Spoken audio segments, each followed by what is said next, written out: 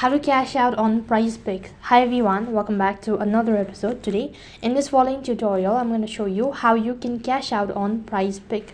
So in order to cash out on Prizepicks, all you need to do is make sure that your device is connected to an internet service and that your account is verified. First of all, you need to log in.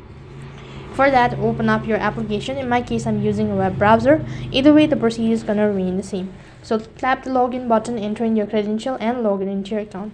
After that, navigate to the menu located in the top left corner of the Prizepicks app. And if you are accessing your account on a browser, that means the menu is in the top right hand side corner. Now from here, you can select request withdrawal. You'll receive an OTP by email so soon as you request your withdrawal. All you have to do is enter in, and after that amount will be deposited to your desired location. So that's basically how you can cash out on Prizepicks. That is all for this video.